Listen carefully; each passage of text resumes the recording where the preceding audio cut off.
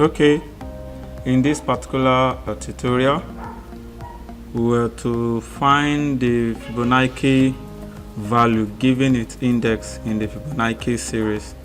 So we can see the series here.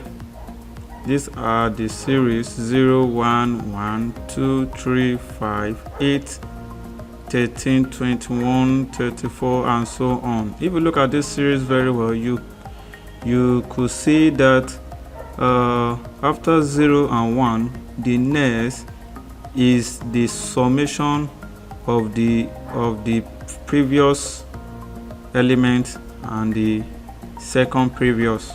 The kind of second, is it second previous?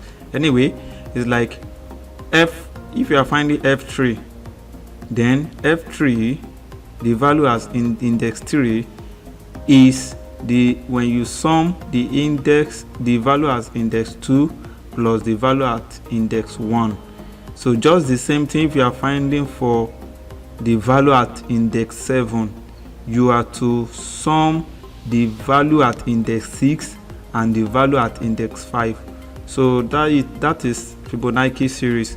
Look at this series now. You see that at index 11, even though it is not written in this, you will see that to find value of index 11, it is the summation of 34 and 21, which is 55. So the value at index 11 will be 55. So we have to write a program that will do that. You can say this formula is the general formula for generating every value at particular index, and we are going to be using recursive method in doing it. Okay, so we'll be writing our code. We'll be using recursive method. Before we can use our recursive method, we can create another function that will do that will give us the value, the Fibonacci value. So we'll write public static, then we want it to return an integer, that is the value int. Then the name of the function is, let's call it Fibo. Then we give it the index n.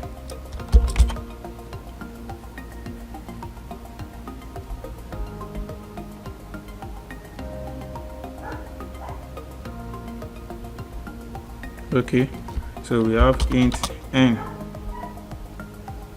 So and it is going to return x. So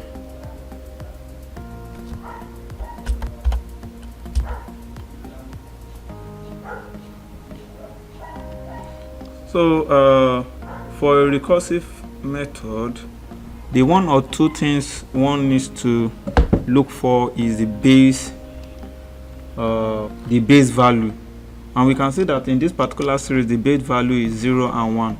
The 0 and 1, those are the value that are constant that you should know. The other value you might not know, but the 0 and 1 is the base value. So we are going to say for the base value, if let's say if n is equal to 1, then it should return, of course, 0. Then also if n is equal to 2, it should return 1. So this 2 is the base value. Then we are going to be writing then else statement. So anything apart from these 2 should do this else statement, should do whatever will be written inside the else statement. So and we see that the formula is f of n. So we are going to be calling f of n x equal to our Fibo, because we are going to be calling the function again and again, minus 1 plus Fibo minus 2. So, but we have to initialize our x. Okay, we could initialize our x maybe from here. What? Since okay.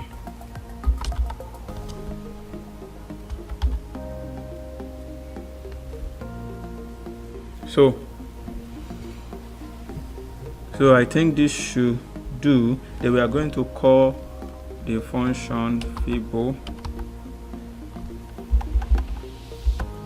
So let me say I'm trying to print system out print line, then should print the Fibo at 11. So I'm going to run this. So you can see that the Fibo at 11 is 55. This is very simple. So what the computer does is that when I input my 11, it comes, you say if 11 is equal to 1, return 0, but 11 is not equal to 1. 11 is also not equal to 2. So the S is that it will now find X. They will now, so X, which is the Fibo 11, is equal to Fibo 10 plus your Fibo 9. So because Fibo 10, it needs to find Fibo 10, it goes back and call the same function until it gets to the base value and comes back to add whatever it has add up initially to give us our value of X. So this particular method, it is a recursive method which is very simple, even though it is our is going to be using our O of n time complexity. Okay, but there is a shorter method of reducing the time complexity using dynamic programming, whereby you save as it is finding every Fibo of any value of any index. It is saving it inside a particular list, so that by the time it's coming back to solve it, it will just go back to the list and bring it out instead of going back and calculating it. So I hope this tutorial is understandable. Please, if you love this video, give it a thumbs up below, and also if you want video like this, please subscribe below also. And if you have any question or any coding question that you want me to solve and post on YouTube, you can also write it down in the comment below. Thank you.